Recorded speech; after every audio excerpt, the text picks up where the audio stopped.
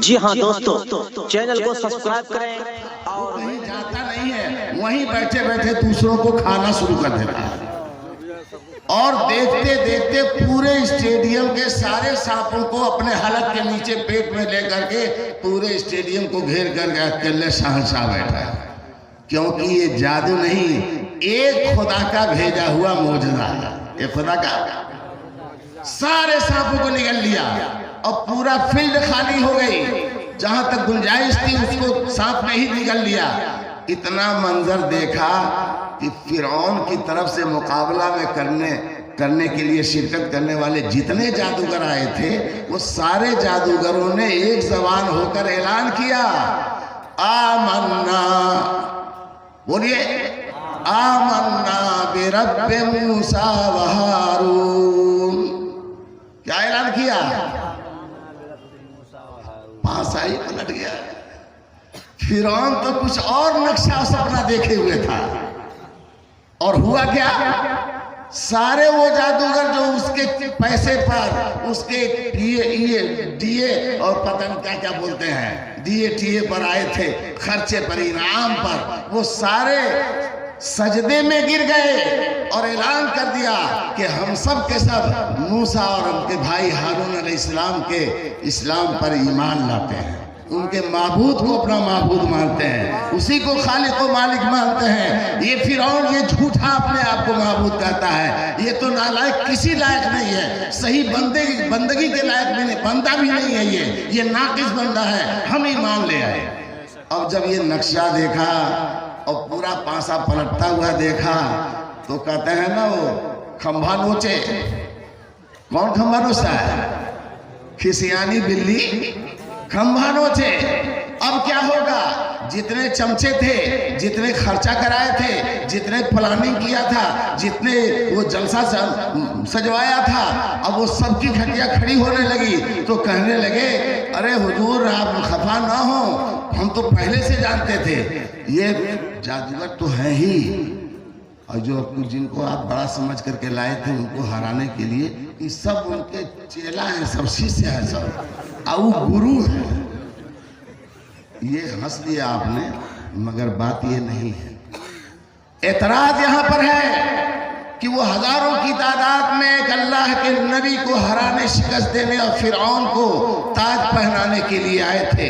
वो गुस्ताखे रसूल और गुस्ताखे खुदा थे कि नहीं थे? काफिर थे ना। इतना जल्दी हिदायत मिल गई, अल्लाह ने फौरन उनको ईमान की दौलत नसीब कर दी। अरे इन्नका ला तहदी मन अहबब्त, जो नबी को बताया जाता हो अपने चचा के लिए, क्या नहीं चाहा कि हमारे चचा ईमान पर दुनिया से जाए। फरमाया है मोहम्मद सल्लल्लाहु अलैहि वसल्लम, आपके बस में नहीं है कि आप जिसको चाहे हिदायत दे दें। माफ कीजिएगा, ये हमें नहीं कहना दुरुस्त है कि आप मुख्तार कुल हैं तो फलाने हैं। सब अल्फा जुमलेबाज लोग कहते हैं। अपने देश में जुमलाबाजी बड़ी चलती है, 420 वाली। ये जुमलेबाजों का है, अपनी अपनी दुकान सजाने के लिए ऐसा करते हैं। मैं उस बात में नहीं जाना चाहता। मैं ये चाहता हूँ कि आप सुने कि वो एक तरफ गुस्ताख हैं और इतनी जल्दी उनको हिदायत की भीख मिल गई, अल्लाह ने उनको ईमान की दौलत दे दिया। तो जिस मुफस्सिर कुरान का नाम हजरत ने लिया था, मुफ्ती मोहम्मद शफी साहब, हाशिए में मौजूद है।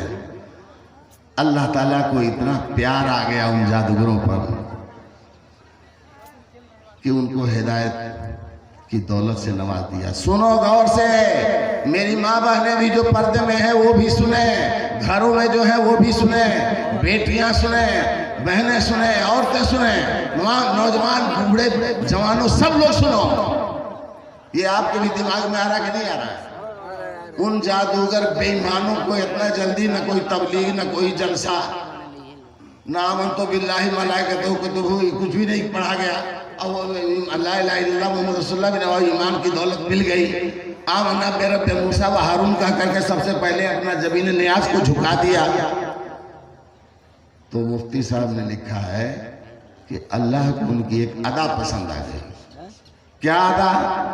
कि जो बंदा चाहे कितना गंदा हो अंदर से, मेरे नबी का ड्रेस पहना है, मेरे नबी का, अरे बोलो, मेरे नबी का ड्रेस पहना है, मेरे नबी जैसा चेहरा बना लिया है, मेरे नबी जैसी टोपी लगा लिया है, मेरे नबी जैसा इमामा पहन लिया है, तो जाहिर का बदलना, तन का चोला बदलना ये तो हाथ में है इंसान के, मन का चोला बदलना मेरे हाथ में है। मैंने उन सबको मन को बदल दिया और मूसा अलैहिस्सलाम के दावत को से सरशार करके अपना सच्चा बंदा बना दिया। समझ में आई बात? ऐ मेरे नौजवान साथियों, मेरे मासूम छोटे छोटे बच्चों, शौक पैदा करो अपने अंदर।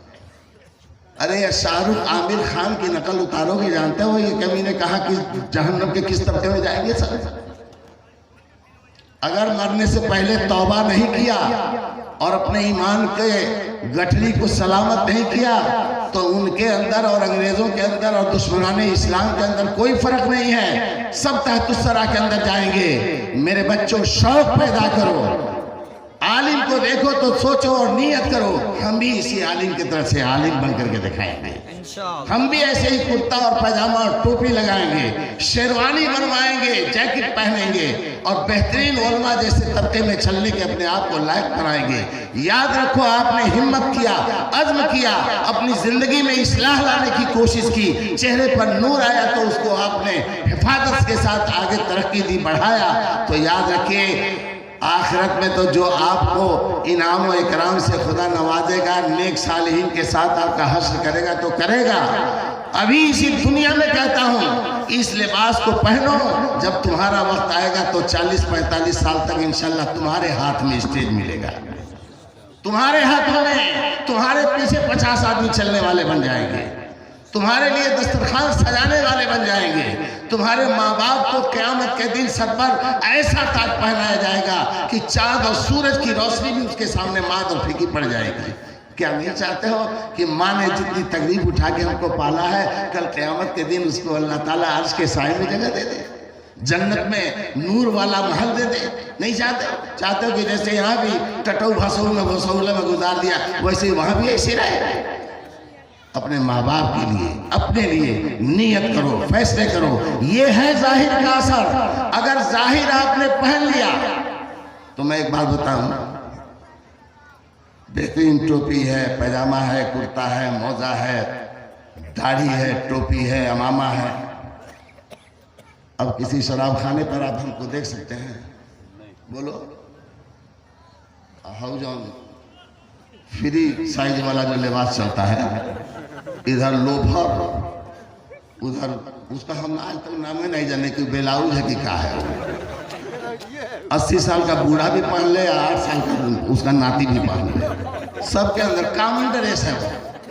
वो ड्रेस वाले कहीं चले जाए कोई उंगली नहीं उठाएगा, वो कहेगा ये चमार सियार होगा, धनिकार होगा, डोम होगा। मगर ये नूर, ये टोपी कितनी बड़ी कीमती शय है, खुदा की कसम, सिर्फ ये टोपी तुमको 1000 गुनाहों से तुमको बचाने के लिए तैयार हो जाएगी, तुम्हारे लिए आफियत का सामान बन जाएगी, तुम्हारे लिए हिफाजत का सामान बन जाएगी, तुम्हारी नेकनामी का जरिया बन जाएगी। बोलो, हाथ उठाओ, सब लोग हाथ उठा के तायद करें। कौन कौन है जो अपने आप को कल से इस्लामी ड्रेस के अंदर रखने के लिए अपने आप को तैयार कर रहा है? इस्लामी ड्रेस में रहो, अपनी बेटियों को समझाओ, अपनी बीवियों को समझाओ। देखो, मरना सबको है, क़यामत के दिन सामने पेश होना है अल्लाह ताला के।